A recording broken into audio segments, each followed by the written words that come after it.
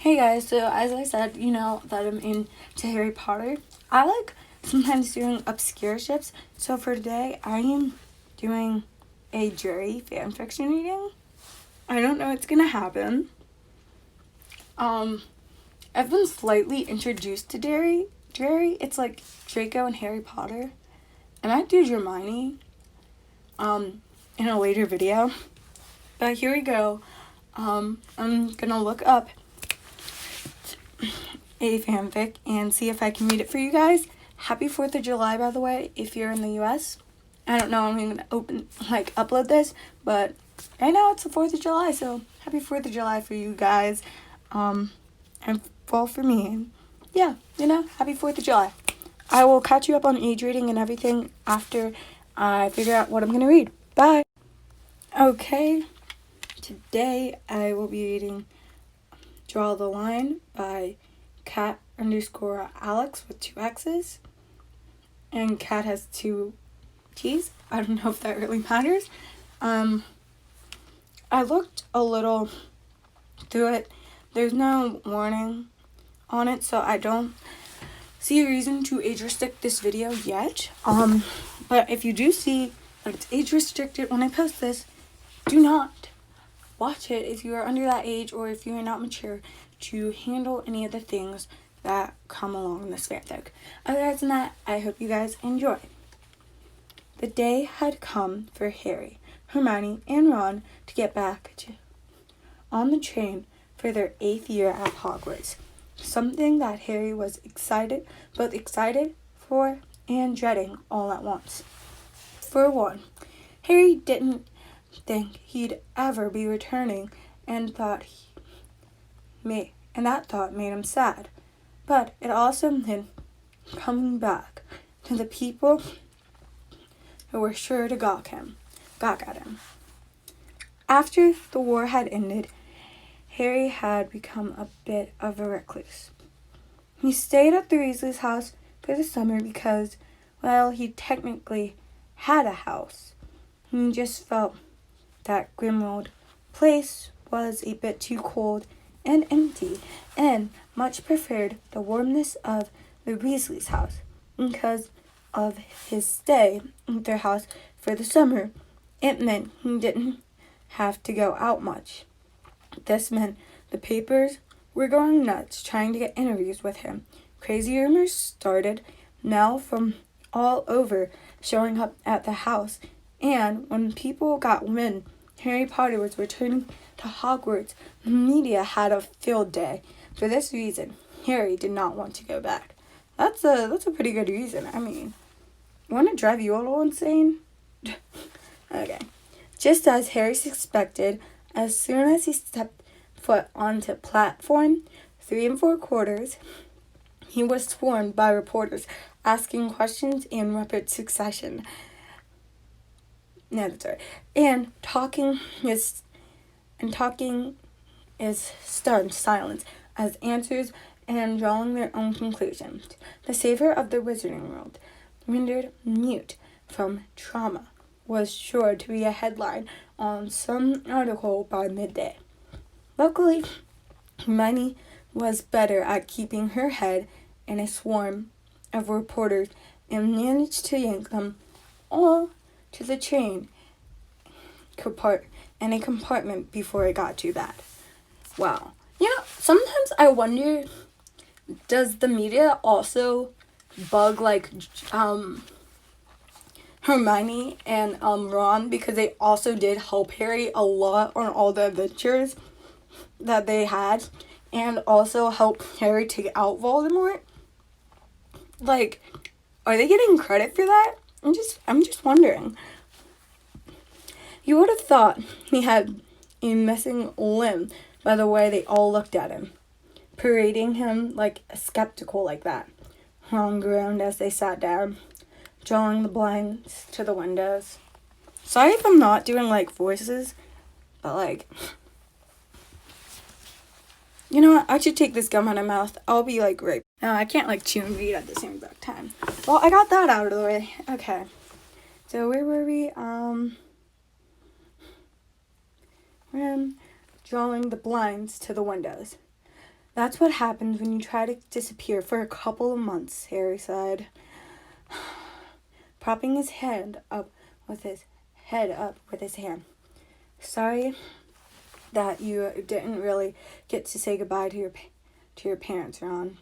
Nah, it's fine. I'm sure they understand. We can write a letter when we get to Hogwarts.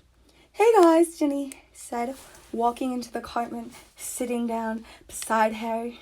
You took off so fast I lost you in the crowd. Sorry about that, Harry said apologetically. Didn't mean to ditch you. Oh, don't worry about that. Don't worry about it. I understand that you would want to get out of there.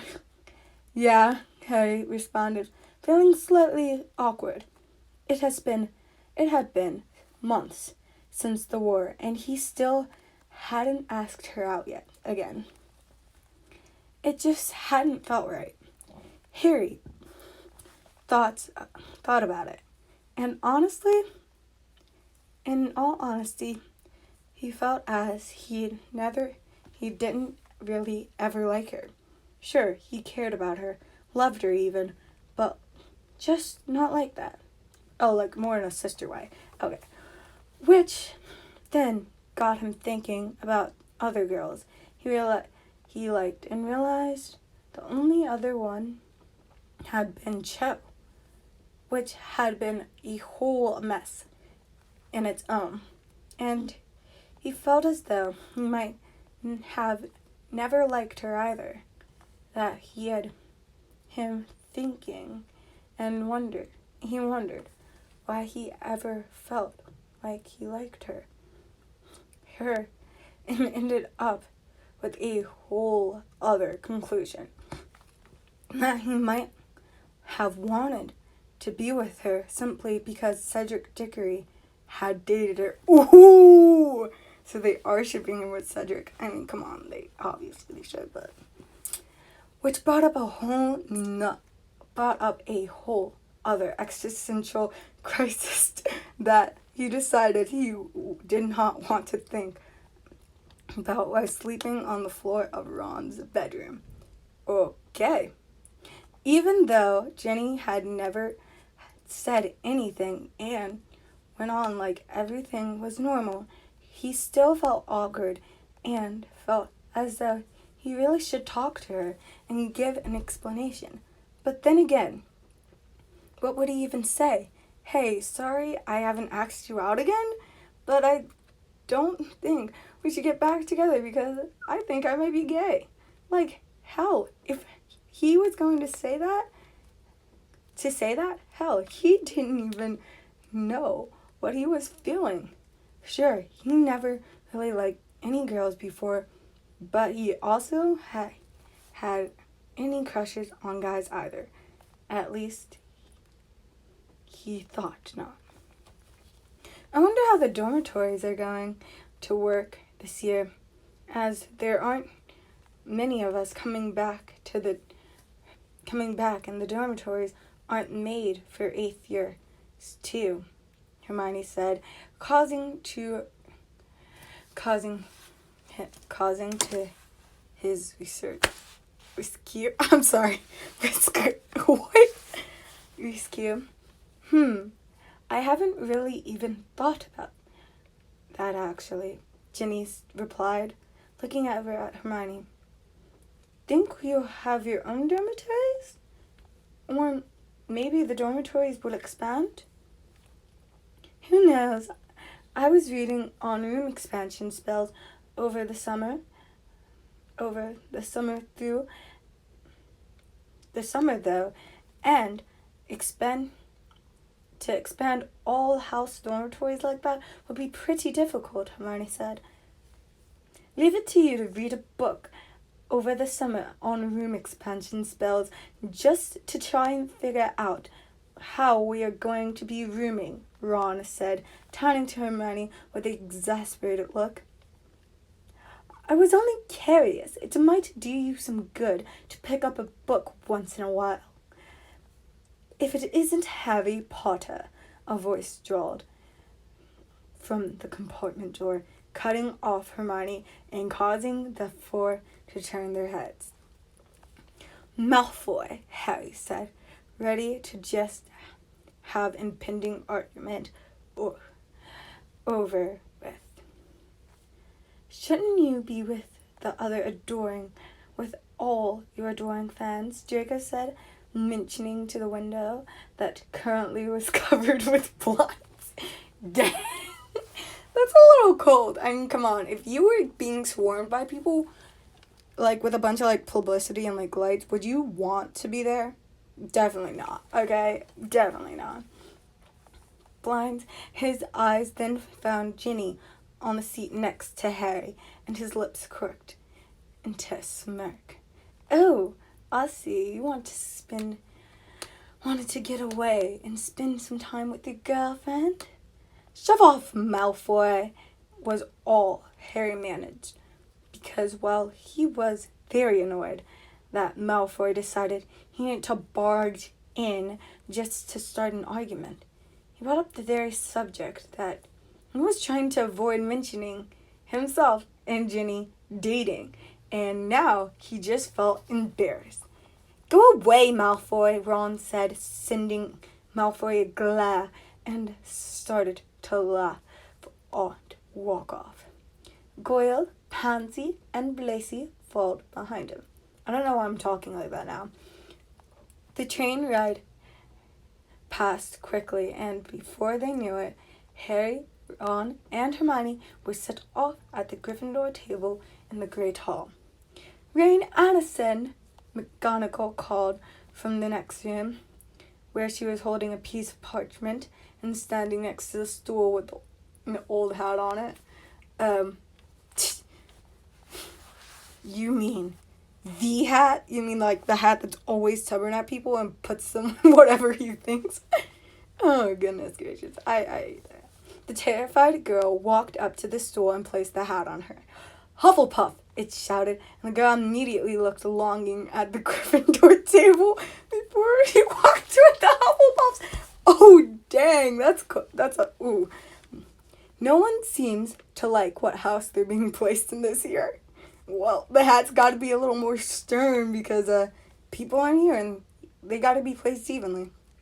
Harry finally said, after the fifth person was placed somewhere other than Gryffindor, I'm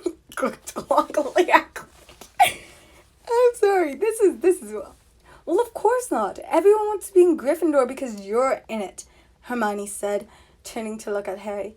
I mean, how often is it that you get to be in the same house as the one who saved the Wizarding World? It's not like it's all that great. Well, they don't know that. They're young and impressionable right now, and usually younger kids tend to turn to those who are popular, and you are a prime candidate, Hermione said, turning back towards McGonagall, who had finished sorting the new first years and was preparing to give a welcoming speech. Welcome to all those who are new, and welcome back to those who are returning students.